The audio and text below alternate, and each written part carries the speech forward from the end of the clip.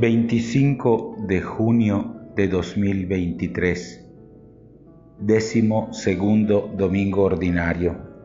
Las lecturas de este domingo están tomadas, la primera lectura del profeta Jeremías, capítulo 20, versículos del 10 al 13. La segunda lectura está tomada de la carta del apóstol San Pablo a los Romanos, capítulo 5, versículos del 12 al 15. Y el Evangelio está tomado de San Mateo, capítulo 10, versículos del 26 al 33. Como hacemos cada domingo, tomamos en nuestras manos nuestra Biblia o nuestro misal, hacemos un primer repaso atento y pausado de las tres lecturas y pasamos a escuchar los comentarios.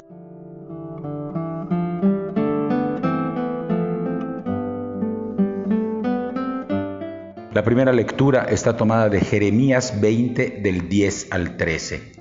El texto que escuchamos forma parte de un pasaje más largo que abarca Jeremías 20 del 7 al 18.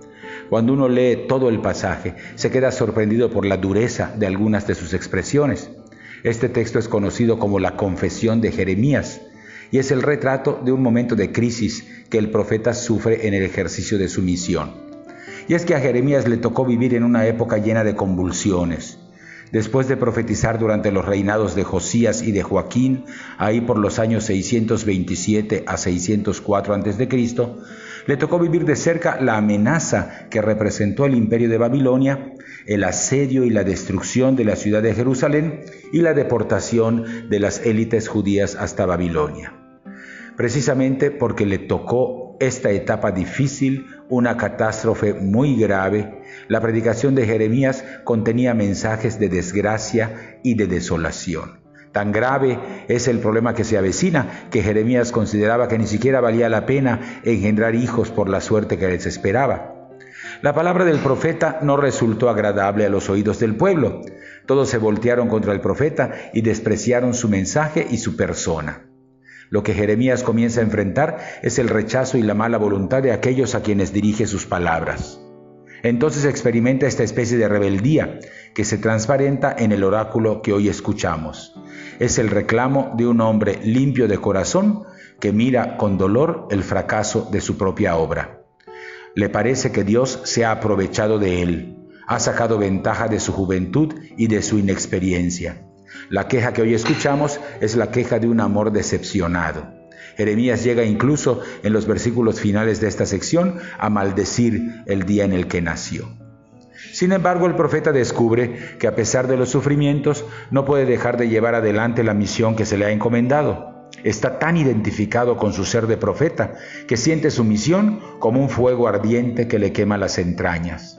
En la sección que leemos en la lectura de hoy, después de escuchar el cuchicheo de sus enemigos, Jeremías confiesa que aunque el precio que paga es alto, el Señor le tiene reservada la victoria. Aún en medio de circunstancias difíciles e incomprensibles, Dios lleva a cabo su plan. Por eso, Jeremías estalla en una alabanza, porque tiene confianza en la justicia divina. Esta confianza en medio de la persecución es lo que acerca la figura de Jeremías a la de Jesucristo, quien también sufrió abandono y persecución debido al mensaje que proclamaba. Toda persona puede llegar a ver su fe en crisis.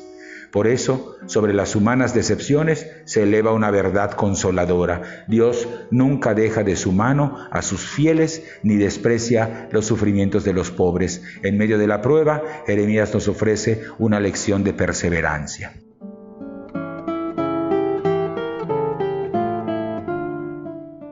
La segunda lectura está tomada de la carta a los Romanos, capítulo 5, versículos del 12 al 15. Esta lectura está entresacada de la sección que va Romanos 5 del 12 al 21, que recomiendo leer completa. San Pablo va a hablarnos de la liberación del pecado y de la muerte gracias a la acción redentora de Cristo.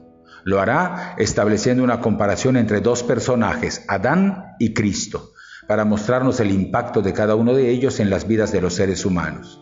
Adán es el polo negativo, representa sí la obra creadora de Dios, pero al mismo tiempo muestra una historia dominada por la desobediencia y el delito. La consecuencia de la obra de Adán es la muerte, ya desde nuestros primeros padres y para toda su descendencia. Incluso después de que Dios entregó su ley a Moisés, los hijos de Adán hemos continuado haciendo caso omiso de la voz de Dios en nuestra historia. Este texto es la base de la doctrina que sostiene la Iglesia Católica y que se conoce como la doctrina sobre el pecado original, esa especie de falla de fábrica, de marca o de tendencia humana hacia el mal que caracteriza las vidas de los seres humanos. Los católicos sostenemos que el pecado de origen lastimó la naturaleza misma de la humanidad y por eso sus efectos se propagan por generación como una especie de herencia negativa. Pero ante esta realidad, Pablo presenta a Jesucristo, el nuevo Adán, que es el polo positivo, porque realiza en su persona una historia de misericordia y de salvación caracterizada por una obediencia al Padre a toda prueba. Gracias a la entrega de su vida, hemos recibido nosotros salvación y gracia. Gracias al amor insondable de Dios, el pecado de Adán ha sido superado por la entrega amorosa del Hijo de Dios.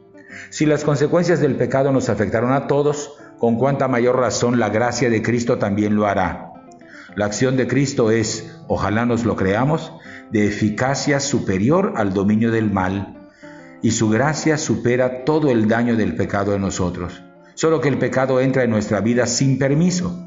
La gracia, en cambio, requiere el uso de la libertad humana. Es lo que decía San Agustín: Dios, que te creó sin ti, no puede salvarte sin ti. La gracia apela a la responsabilidad humana.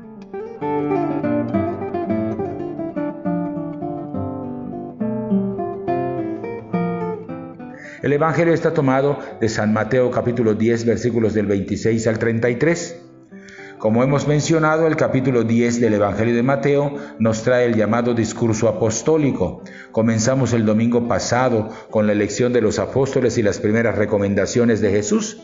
Ahora avanzamos en la lectura de este discurso, cuyos principales fragmentos leeremos este domingo y también el domingo próximo. El pasaje que escuchamos hoy es una colección de dichos de Jesús que probablemente fueron pronunciados en contextos distintos, pero que el evangelista reunió en este discurso. Fueron recolectados de la memoria oral primitiva y reunidos aquí no solamente para que no se perdieran, sino también porque son dichos que tienen mucha afinidad entre sí. La lectura menciona dificultades que los apóstoles encontrarán en el desempeño de su trabajo y el cumplimiento de su misión. La invitación de Jesús es a que sus discípulos venzan el miedo, uno de los obstáculos más grandes de la obra evangelizadora. Las dificultades del camino solo se superarán si se tiene fe, y esta fe vence el miedo. El texto nos presenta tres grandes razones por las cuales hay que vencer el miedo. En primer lugar, hay que tener confianza en que el Evangelio tiene una fuerza propia e invencible. En segundo lugar, tener conciencia de que si obramos desde la perspectiva del reino de Dios, ningún obstáculo, problema o pérdida se compara con la plenitud de vivir haciendo la voluntad del Padre. Y en tercer lugar, Jesús nos promete la presencia continua de Dios como garantía absoluta de que no estaremos solos. Las imágenes que Jesús usa para transmitirnos estas verdades son muy familiares. Un hijo de Dios es para su Padre mucho más importante que un par de pajarillos que se podrían comprar en los mercados de la época. Hay en las palabras de Jesús ecos del Salmo 36, versículos del 7 al 10. Hay una expresión que nos llena de asombro: hasta los cabellos de sus cabezas están contados. ¿Quién puede contar los cabellos de una persona? Pero esta es la buena noticia de la lectura: el cariño y la cercanía de Dios para con quienes siguen su voluntad y aceptan su misión queda ejemplificado en esta cariñosa comparación. El testimonio del discípulo, su qué hacer en el mundo, va a determinar si cumple o no con su misión.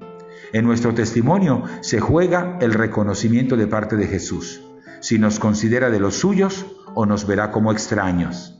De ahí la urgencia de que venzamos nuestros miedos y asumamos con valentía de cara al mundo que nos toca vivir nuestra misión de seguir el Evangelio de Jesús y mostrar un modelo distinto de vida, sin dejarnos intimidar por los problemas que puedan surgir.